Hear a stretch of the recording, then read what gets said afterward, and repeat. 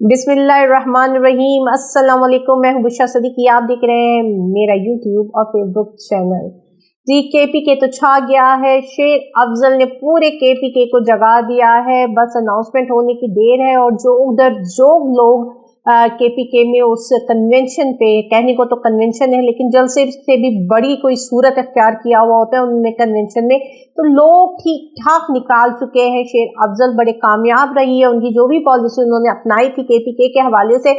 और अब इमरान खान ने इंस्ट्रक्शन दिए कि इसी तरह पंजाब में भी लोगों को निकाला जाए।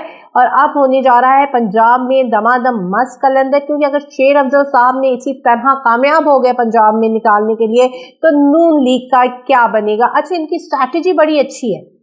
इमरान खान ने जिस तरह कहा था कि अब जो फ्रंट पे लोग होंगे मेरे, जो लीड करेंगे वो वकला हजरात होंगे, और ये नहीं कि छोटे छोटे एक नामी ग्रामी वकला हजरात जो है पंजाब से आपको दिखाई देंगे, लीड करते हुए दिखाई देंगे।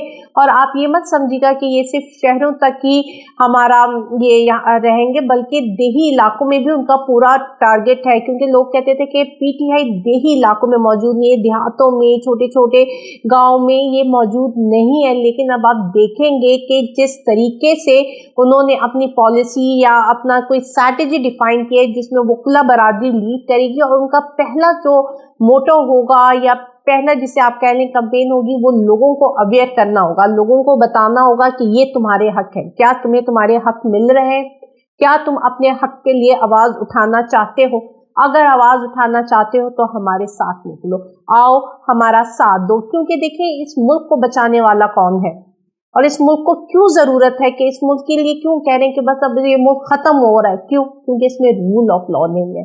और इमरान खान की तमाम जो 26 साल जंग जद्दोजहद स्ट्रगल आप कह लें, वो एक चीज के लिए है, रूल ऑफ लॉ। और रूल ऑफ लॉ कैसे मुमकिन हो सकता है? वो वकला की इन्वॉल्वमेंट के बिना मुमकिन नहीं है। इस मुल्क को बनाने वाला भी एक वकील ही था। इस मुल्क में जो पहली बार जो गवर्नर बना वो भी एक वकील ही था। तो इस मुल्क को अभी जमहूरियत की बका के लिए, इस मुल्क में रूल ऑफ लॉ की बका के लिए जिस कम्युनिटी की अभी हमें ज़रूरत है वो है वकला बरादरी। और इमरान खान ने ये डिसाइड कर लिया है कि अब हर मैदान में वकला को आगे निकाला जाएगा। और अगर आपने देखा होगा कि सलमान अकरम राजा ने पिछले दिनों कहा था कि हो सकता है कि मैं आऊँ, मैं इलेक्शन लड़ूँ, तो आप उनको भी देखेंगे इन्हीं दिनों में किस तरह लीड करें। क्योंकि वो लोग जो वाकई मुखलिस है मुल्क के साथ, या इमरान खान कह रहा है कि अगर आप वाकई अपनी आवाज़ उठाना चाहते हो तो फिर बाहर निकलो। तो अब शेर अफजल को ये टास्क दे दिया गया है। अब केपीके के बाद शेर अफजल का पड़ाव होगा पंजाब में, और अगर वो लोगों को जगाने में, उनको अवेयर करने में कामयाब हो गए तो फिर नून लीग तो बढ़ गई। क्योंकि पहले ही उनको कोई भी वोट नहीं मिल रहा, वो जितने भी सर्वे करवा रहे हैं, और आजकल तो फिर ये इस बात पर उतर आए कि अब जाली सर्वे करवाओ, किसी तरह मियाँ साहब को खुश करो कि मियाँ साहब पीटीआई से आगे हो। तो इस तरह के भी अभी आपको चंद दिनों में सर्वे नजर आने शुरू हो जाएंगे। लेकिन हकीकत, ग्राउंड रियलिटीज ये हैं कि अभी जो है नून लीग का वोट बैंक नहीं है, और नून लीग बहुत ज्यादा कोशिशें कर रही है अपने लिए स्पेस तैयार करने के लिए कि कहीं कोई स्पेस निकाली जा सके। और आजकल जो हॉट टॉपिक है टीवी में दानियाल अजीज साहब, तो हो सकता है कि उनकी एंट्री भी इसी वजह से की जा रही हो कि कहीं ना कहीं एक स्पेस क्रिएट की जा सके। अब देखें, दानियाल अजीज है, उन्होंने भी वोट मांगने तो जाना है, और अगर इस सूरत हाल में वोट मांगने जाएंगे और कहेंगे नहीं जी 16 महीने हमने बेहतरीन परफॉर्म किया, तो लोगों ने तो मारने पत्थर। तो उन स्ट्रैटेजी ये आई है कि कहा जाए कि नहीं हम लोगों के साथ हैं, हम जानते हैं जो कुछ भी तुम लोगों के साथ पिछले 16 महीने में हुआ वो बहुत गलत था, वो बहुत खराब था, इसकी जिम्मेदार मरियम औरंगजेब है, इसकी जिम्मेदारी है, ताकि एक जिसे कहते हैं फेस बने के लोगों में जाने के लिए कि हम जा सकें, कि हमें कोई कुछ पत्थर ना मारे। तो अपने ऊपर पथराव को रोकने के लिए भी एक स्ट्रैटेजी हो सकती है।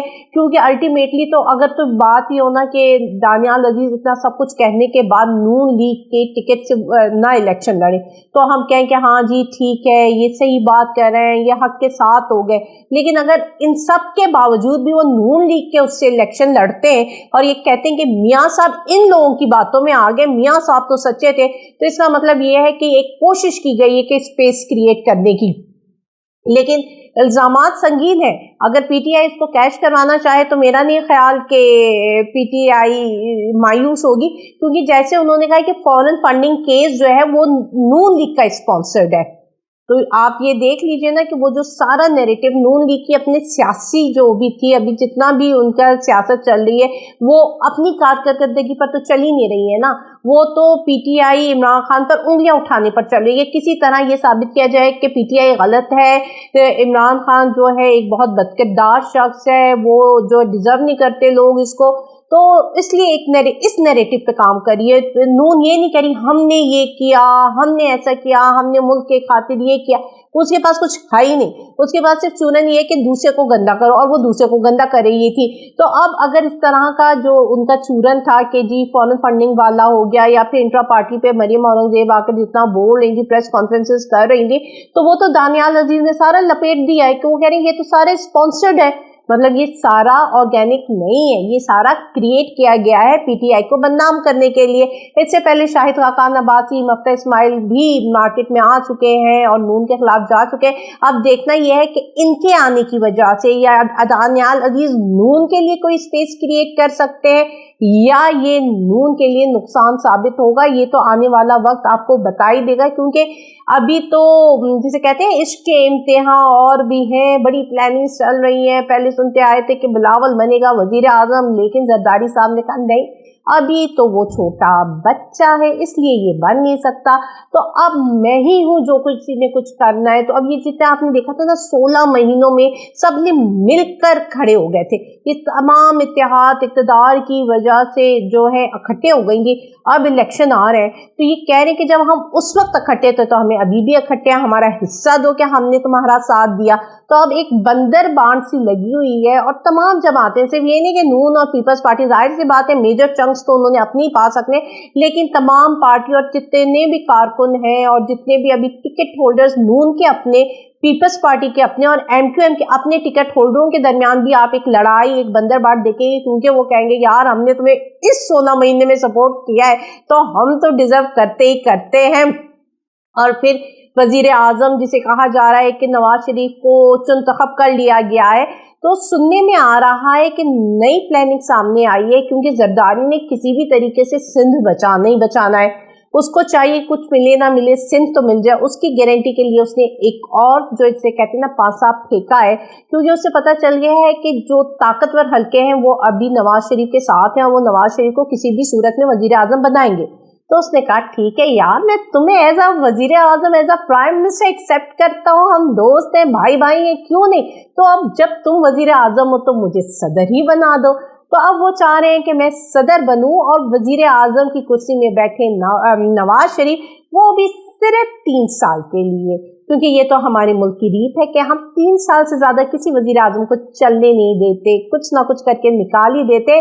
تو اب ہم نے یہ پلاننگ جو ہے حلقوں میں ہو رہی ہے، طاقتور حلقے وہ بند کمرے، کہ چلو اب یہ کر لیتے ہیں، آصف زرداری کو بھی کچھ دے دیتے ہیں، ہم ان کو صدر بنا کر خاموش کرتے ہیں، ان کو 3 سال کے لیے وزیر اعظم بنا کر خاموش کرتے ہیں، اور باقی جو رہا رول آف لا تو وہ تو کہیں ہے ہی نہیں. ہمارے تو قاضی بھی خاموش ہی ہیں، وہ قاضی جو کہ اب حکمران بنے بیٹھے ہیں، پچھلے جب عطا عمر بندیال تھے تو وہ اپوزیشن کا کردار ادا کر رہے تھے، وہ ٹھیک ٹھاک عطا بندیال کے مخالف کمپین چلاتے تھے، وہ جس بینچ میں ان کو بناتے تھے وہ نکل جاتے تھے، ان کے فیصلوں کے خلاف جاتے تھے. اب وہ حکومت میں ہے، اور ان کی حکومت کی کارکردگی ایک حد سے بڑی پرومیننٹ ہو گئی ہے، اور اب تو ہر کوئی بول چکا ہے کہ قاضی صاحب کر کیا رہے ہو تو چلیں دیکھتے ہیں صرف قاضی کیا، اس ملک کا قاضی، سپا سالار حکمران سب اس ملک کے ساتھ کیا کر رہے ہیں، یہ ہم سب کو دکھائی دے رہا ہے. اللہ حافظ.